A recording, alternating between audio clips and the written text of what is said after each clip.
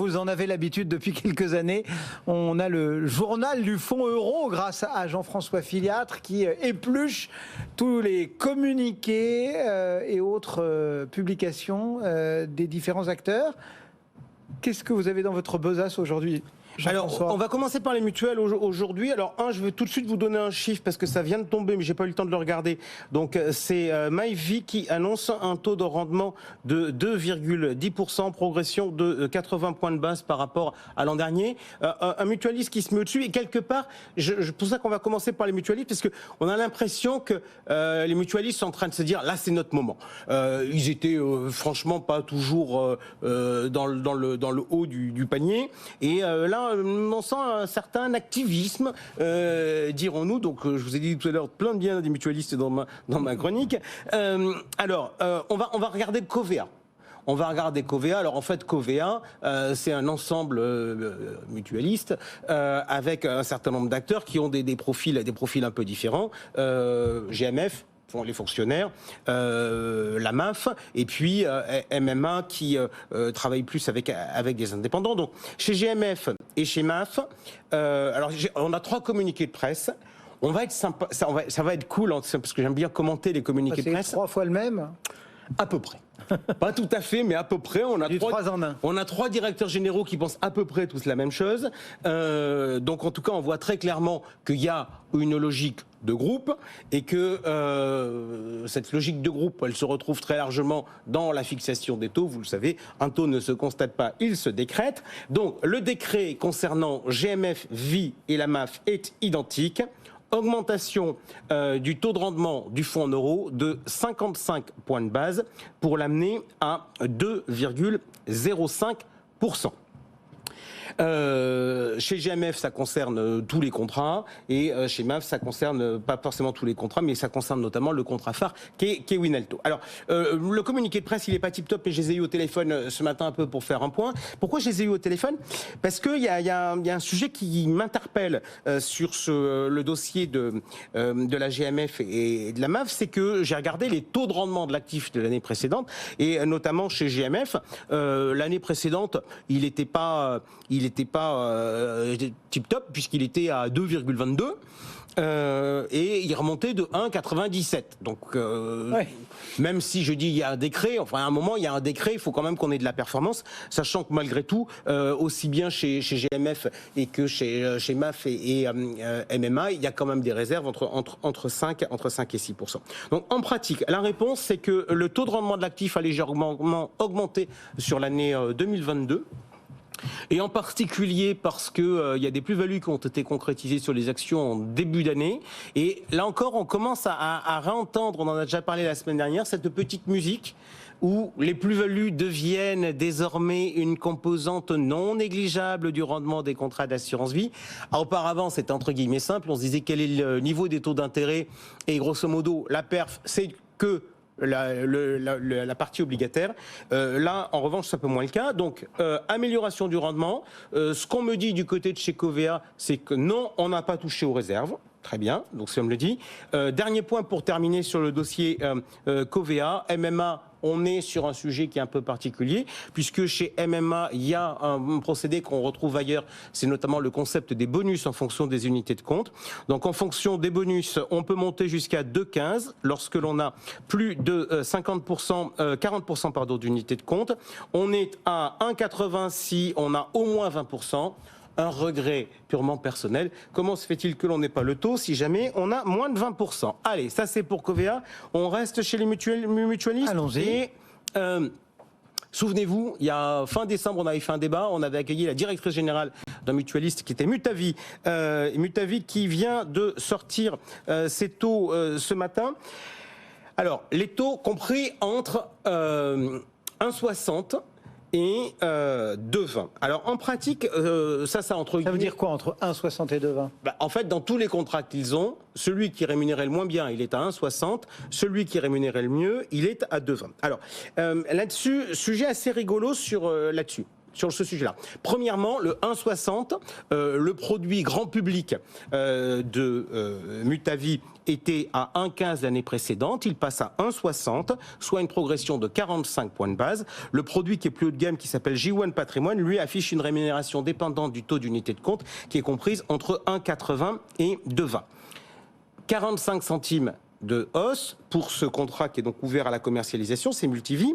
En revanche, 60 centimes de hausse pour des anciens contrats, je pense notamment à Livret Vie et à ActiPlus, qui sont des contrats qui sont désormais fermés à la commercialisation. Alors, qu'est-ce qu'on peut dire du côté de chez Multivie ? Déjà, on peut dire que Odile Lézérère, qui était venu l'autre jour en plateau, nous avait peu ou pour expliqué que si on avait constitué des réserves dans le temps, c'était à un moment pour les rendre, et en l'occurrence, elle nous avait pas raconté des carabistouilles, puisque ça a vraiment été la stratégie qui a été menée, puisque dans le taux de rendement qui est servi, il y a environ 110 millions, ça vient de réserve, ils ont baissé leur réserve d'environ 10%, ils ont maintenant 1,08 milliard de réserves contre 1,2 quasiment à la fin de l'année précédente. Donc première remarque, eux, ils affirment qu'ils ont puisé dans leur réserve, ce qui n'était pas le cas dans ce qu'on disait chez Covea. Moi, il y a un truc qui me surprend, c'est comment se fait-il qu'on traite mieux les anciens contrats que les nouveaux. Donc ça, c'est toujours... Alors, je veux dire que c'est pas habituel. C'est pas habituel, j'en suis ravi. La réponse qu'on me donne, c'est ça a été finalement fait en fonction de la taille des contrats et on a réparti équitablement entre les différents contrats. Donc ça, c'est une indication. On est quand même à 1,60, c'est pas forcément la meilleure perf. Allez, on quitte. Mais malgré tout, on voit bien cette tendance quand même des mutuelles de se dire coucou, on soit là. On passe maintenant, si vous le voulez bien, du côté des banques assureurs, puisque je dis que c'est quand même eux qui font le marché. Alors, le premier qui a tiré, as usual, c'est la Société Générale. Alors on va s'arrêter 2 secondes sur la Société Générale parce que j'ai quelques petites leçons de base de journaliste à donner à toute personne qui aura envie d'en faire pour savoir comment on peut travailler simplement. Donc la Société Générale nous annonce un taux de rendement moyen à 2,17 en hausse de 81 points de base par rapport à 2021. Alors la Société Générale fait partie de ces gens qui depuis quelques années n'annoncent plus des taux un min, un max, etc. Eux, ils annoncent un taux moyen, donc c'est pas toujours facile de s'y retrouver. Et j'incite juste une petite remarque à mes petits camarades de la Société Générale. Là, je vais jouer 2 secondes le sale gosse. C'est que, en donnant des taux moyens début janvier, sans avoir bouclé tous les comptes, on court quand même un peu le risque de se prendre les pieds dans le tapis. La preuve, on annonce 2,17 en hausse de 81 points de base. Donc si vous faites la différence, ça veut dire que l'an dernier, on était à 1,36. Et voyez-vous, j'ai le communiqué de presse là. Je me suis imprimé de l'autre côté le communiqué de presse de l'an dernier. Il garde tout. Et voilà. Et donc ça fait... Comment on fait du journalisme ? Vous savez que quand on a la Banque Centrale Européenne, on regarde les 2 communiqués, on regarde les mots qui changent et du coup, on voit ce qui se passe. Donc c'est assez intéressant. L'an dernier, on ne nous avait pas annoncé 1,36, on nous avait annoncé 1,32. On nous avait d'ailleurs annoncé des mines et des max par contrat, ce que l'on ne fait pas cette année, et franchement c'est un peu regrettable. Malgré tout, très forte hausse du côté de la Société Générale, et là encore, il faut essayer de comprendre. Toujours sur le schéma, non pas du constat, mais du décret. Moi, ce qui m'intéresse, interrogation, y a-t-il dans la stratégie de la Société Générale une spécificité qui est liée à l'actualité de cette année de la Société Générale, c'est-à-dire la fusion avec le Crédit du Nord, la mise en place d'un réseau unique où vous avez, et quelque part, j'aurais tendance à dire, quelque part, une sorte de repositionnement de la banque de détail, beaucoup plus sur de la gestion privée que sur du mass market.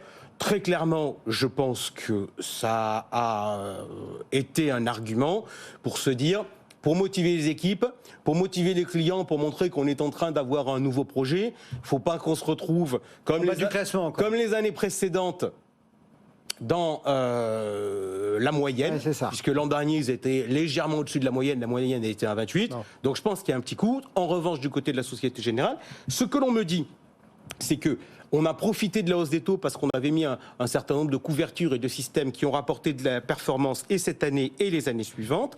Et on me dit également qu'on n'a pas touché aux réserves qui restent élevées, supérieures à 8%. Si je suis ici à la Société Générale, on va parler d'Oradea. Oradea, c'est la filiale qui est destinée au CGP. Oradea qui travaille notamment avec Primonial.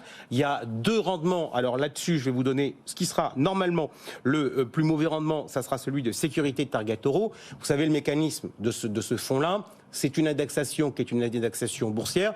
Donc en général, quand la bourse monte, ça va bien. Quand la bourse va pas bien, ça va moins bien. Ça va moins bien. Donc en l'occurrence, ça va moins bien. On a à nouveau 0. Pourquoi je dis que c'est vraisemblablement la perte de performance? Techniquement, vu comment a évolué l'assurance vie, on pourrait avoir des performances négatives en assurance vie. Aujourd'hui, comme vous n'avez plus de garantie en capital, mais ce n'est pas le cas sur ce contrat-là qui, lui, garantit véritablement le capital. Donc Target Euro est à 0. Autre innovation qu'il y a dans ce contrat Target, c'est un fonds qui est investi dans les infrastructures. Donc ce fonds-là avait été créé il y a 3 ans, il rapportait 2,10, on se disait on va être peinard visiblement sur 2,10 pendant un certain temps. Non, ils ont décidé d'aller plus loin et donc Sécurité Infra Euro passe de 2,10 à 2,50. Et le dernier point que je voudrais aborder avec vous, juste pour le fun, c'est que là, voyez-vous, je vous ai sorti des taux de l'année 2022 publié pour 2023. Eh bien aujourd'hui, je vais vous annoncer qu'il y a un acteur de la place, c'est Placement Direct qui a commencé à discretos communiquer et derrière ça, il y a Swiss Life qui annonce un taux minimum garanti pour 2023. Et ce truc-là, il est assez fun parce qu'on parlait du débat qu'on avait fait, au mois de décembre. Et Éric Le Baron, le directeur général de Swiss Life à Assurance et Patrimoine, était avec nous. Il nous avait dit que le fonds euro, c'était pas trop son sujet parce qu'il faisait beaucoup d'unités de compte. Mais moi, en préparant l'émission, j'avais regardé les rendements et j'avais constaté que les rendements passés, notamment en 2021 sur le rendement de l'actif, avaient été bons. Il nous avait annoncé que les performances cette année seraient du même acabit. Donc, pour les contrats Swiss Life où on a plus de 60% d'unités de compte, on dit on vous garantit 2,25 sur l'année 2023. En pratique, ça veut dire quoi? Ça veut dire que de toute manière, on est sûr qu'on fera les 2,25 parce qu'ils ont le stock de réserve, ils ont le portefeuille pour pouvoir le faire.